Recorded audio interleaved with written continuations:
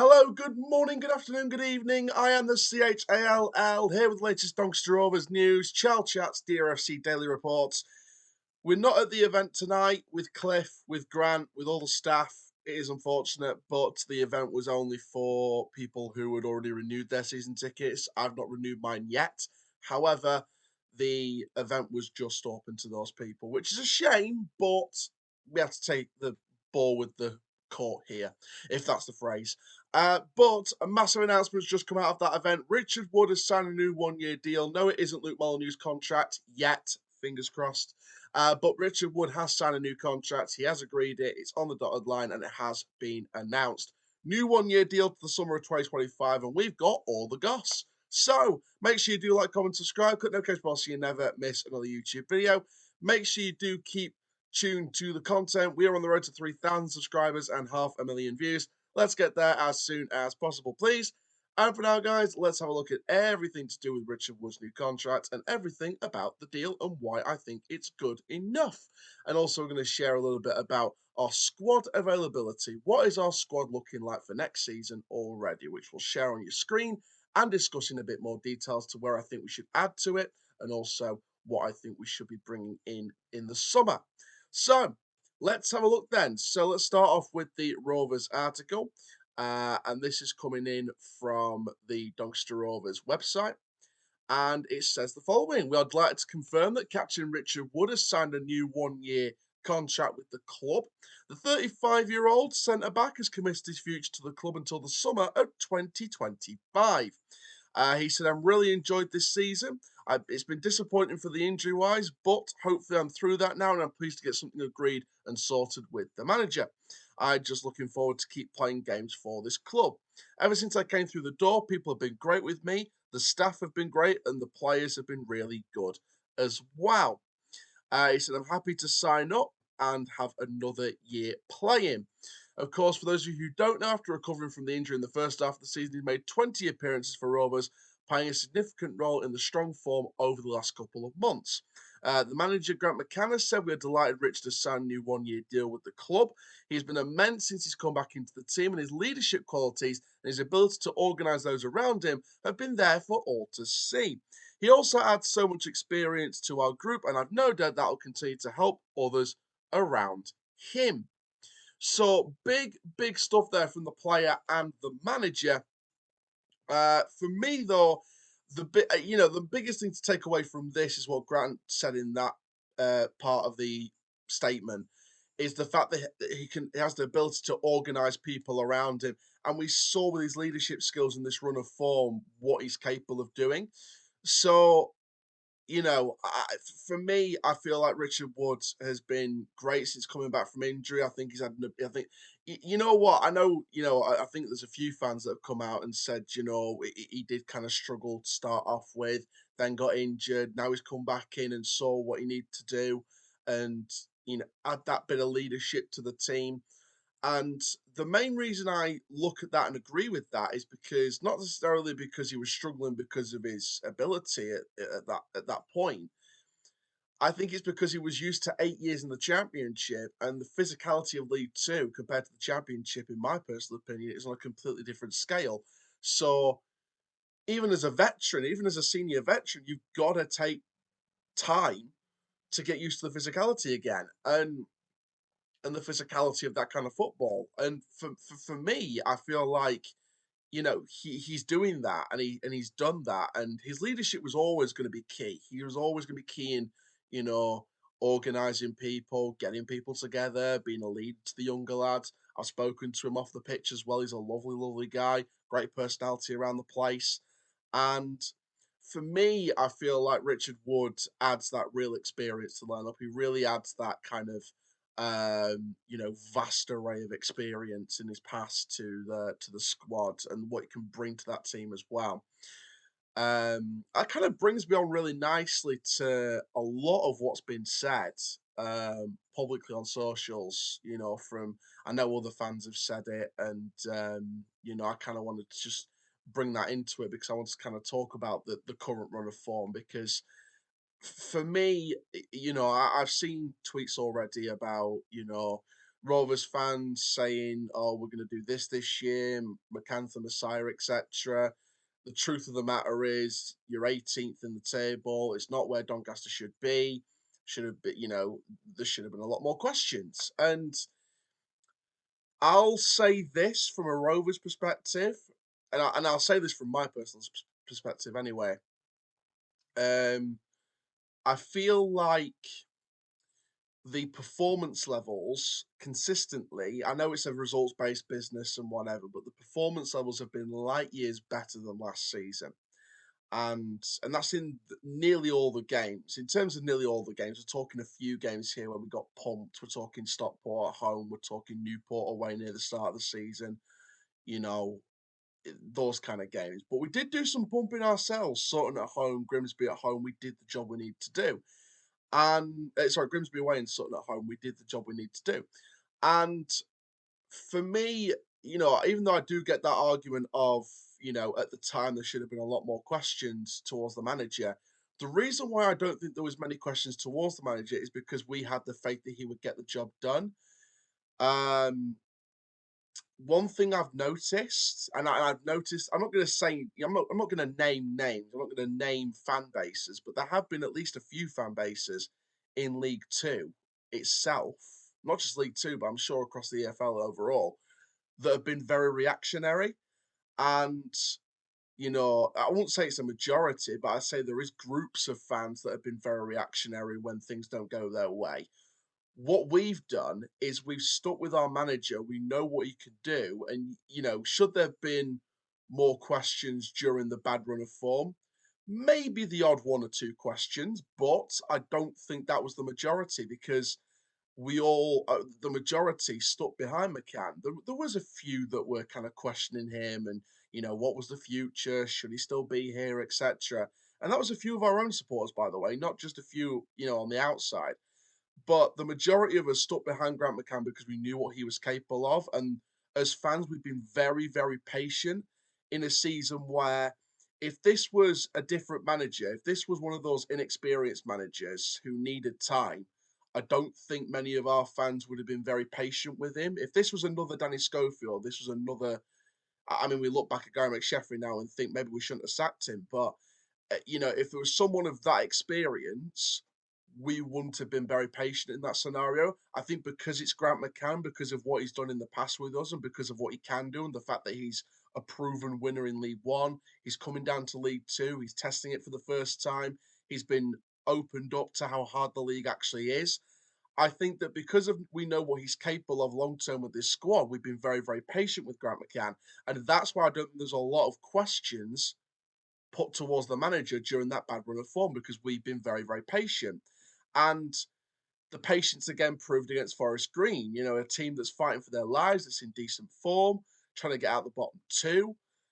They frustrated us in the first half of that game. We stuck with it. We were patient. We got the first goal. Then we got the second. We got the 3 points. And we continued the form of one loss in 10. Third straight win at home for the first time this season. Can we make it four in the next home game against Wrexham? I have confidence, or more confidence than I did about 2 months ago, than we will. Um, and for me personally, I feel like we're in a position where we can build something towards next season in terms of a platform and start actually challenging next season. I'm not saying we're going to finish, I'm not going to come on here and say, oh, we're going to definitely finish in the top seven. But at the end of the day, if we finish higher than last season, no matter what's happened this season, it is still progression. And we needed some stability. No matter who came in, we needed stability. And if we finish higher than 18th, yes, we might not be in the playoffs, etc., which is what I know some fans said, oh, I'll predict us to be in the playoffs. I was guilty. I'll come out and admit it. I've got the balls to admit it. I was one of the people who predicted us to be in the playoffs, but I've been opened up. I've been officially opened up. And, I do apologise for that. Well, actually, no, I'm not going to apologise for that prediction because I'm going to put my balls out on the line every week.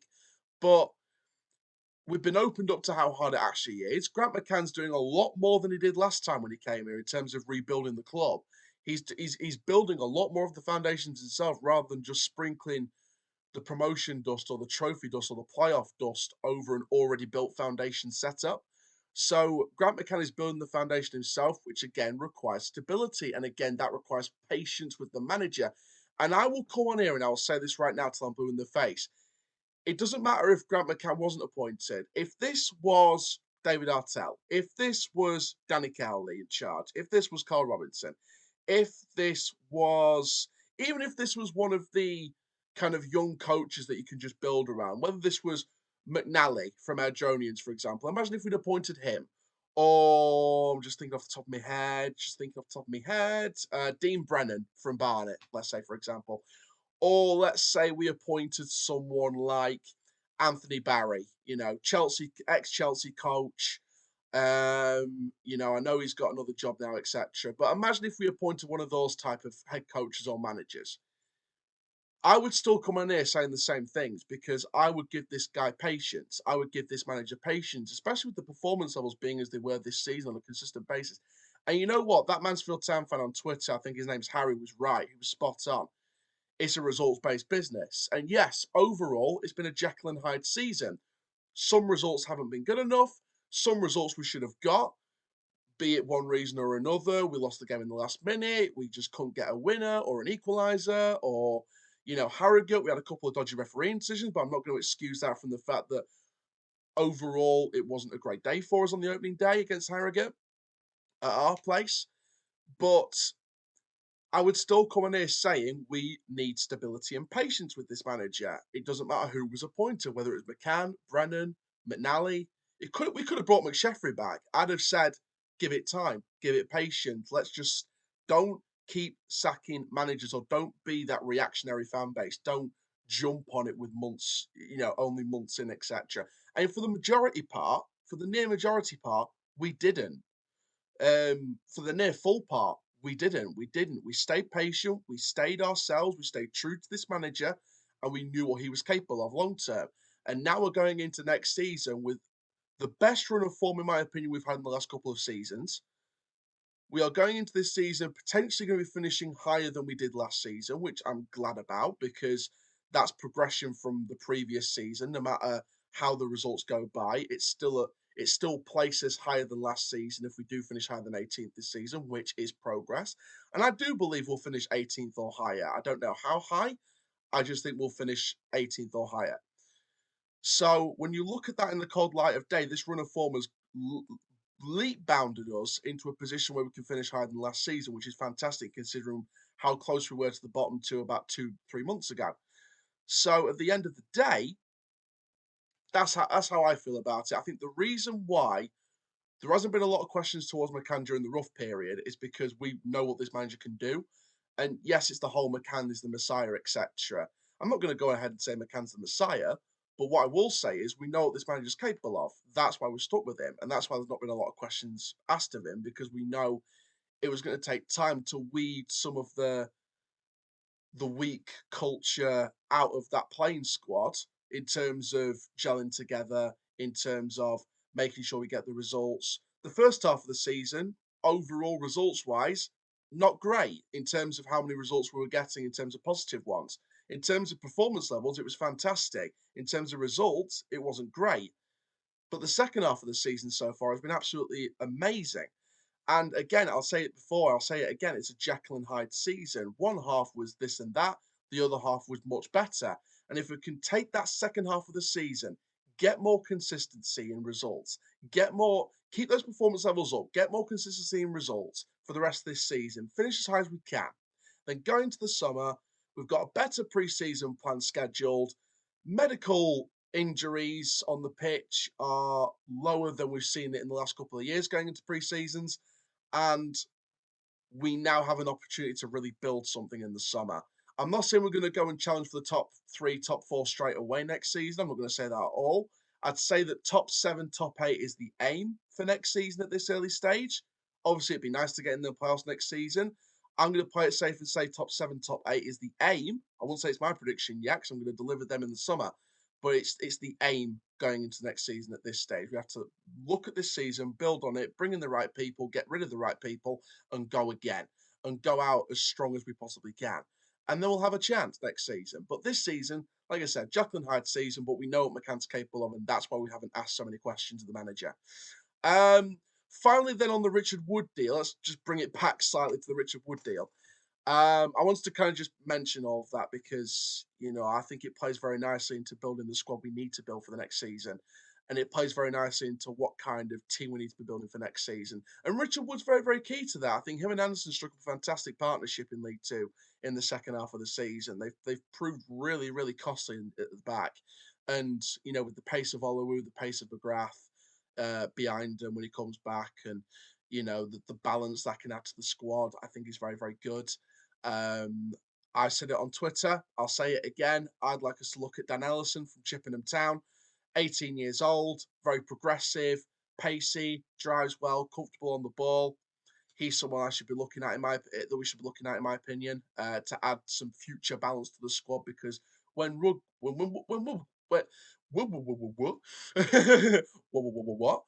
when Richard Wood goes or retires, whether it be season after next or beyond that, you need that successor.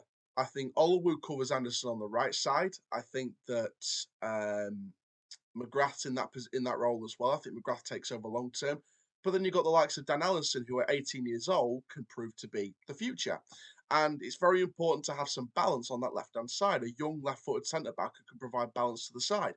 So for me, that's where we should be heading. In terms of the players then for next season, we're going to put this image on your screen so you've got a better idea as to what's going on. So you can see on your screen there the squad already for next season so far. Lewis Jones, Liam Lawler as goalkeepers. They both run out of contract in 2025, unless I am mistaken. I'm mistaken, man. Yeah, both 2025. Then you've got Maxwell, who signed a new contract this past week to 2026. Seniors out in 2025. Then you've got Wood for 2025. McGrath, who is 2026. Then on the right centre back role, you've got Anderson, Olowu, and Flint. Anderson is 2025. Olowu is 2025. And Flint will be 2026. Sterry is your only right back at the moment. That is 2025. I see Charlie Seaman going anyway. So we might have to look at an extra right back, maybe on loan, to cover Sterry in that position. Then in the 4-2-3-1, if we're looking at it from that standpoint, you're looking at a very empty space in the middle in front of the two defensive midfield positions. And that is because we've got no out-and-out attacking midfielders just yet. Westbrook, I'm pretty sure, in my opinion, will sign an extension or some kind of new deal. In my personal opinion, it's not a spoiler. It's not an exclusive announcement or anything like that. In my personal prediction, I believe Westbrook will sign some kind of new deal.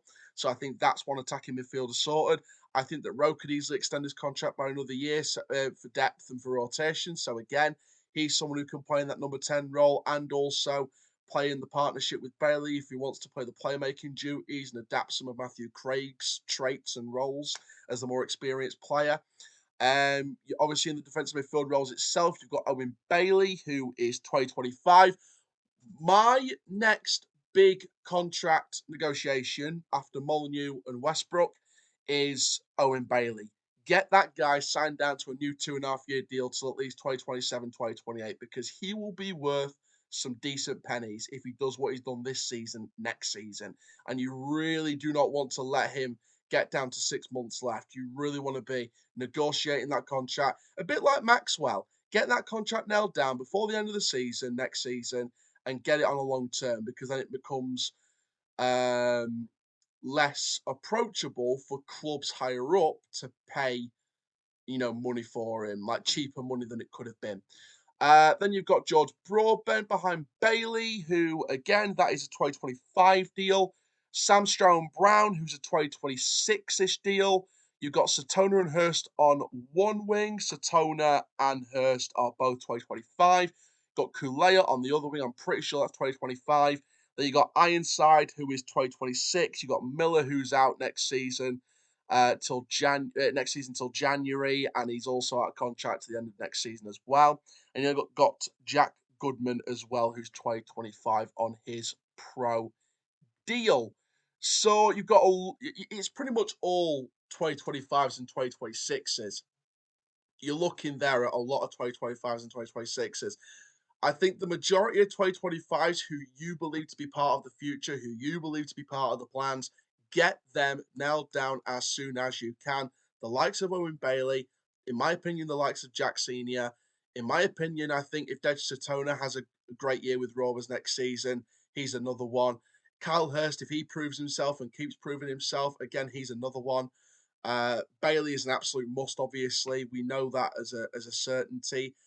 Anderson, my stance on Anderson's always been the same. Let him see out this next season, potentially his last one with the club. If he doesn't want to stay past 2025, 26, 24, 25 season, then let him have his send off on the last home game of next season for the 9 years of service. Then he'll have come out of it with a fantastic spell. If he wants to extend past 2025, let's see what happens next season. Can he keep up this form? If he can, boom, get it done. Not too long, maybe 12 to 18 months minimum, I would say, but let's just see what happens with that one. Sterry, if he has a season like this season at times, I think that he could be a worthwhile deal to extend. Molyneux is obviously another one on the right wing that we need to be extending ready for next season. I think is another one out of contract that we need to be agreeing a new deal for. My predictions personally are Molyneux new deal, Westbrook either a new deal or an extension. My guess an extension on the clause on his deal on his current one, and then look at a longer contract for Owen Bailey and maybe Jack Senior if you can sneak it in there. That would be where I would go. So Jones and Lawler, the two goalkeepers, they're out in 2025. So if we're sticking with those two keepers next season, which I personally I don't think we will be. I think that we'll bring in a new keeper anyway. But mind you, Lawler has a chance to prove himself now. So for me, you need to be either looking at a new keeper, or I know Jones and Lawler will be literally scratching and clawing at the chance to prove themselves next season to make sure they stay beyond the end of next season. So it's going to be very interesting to see what happens from here on out. Thank you very, very much for watching this video. A lot to talk about in this video, even though it's just one story. A lot to talk about in this one. Please like, comment, subscribe, click the notification bell to never miss a YouTube video. And for now, I am the CHALL. Ta-ra for now. That's another DRFC Daily Reports at full time.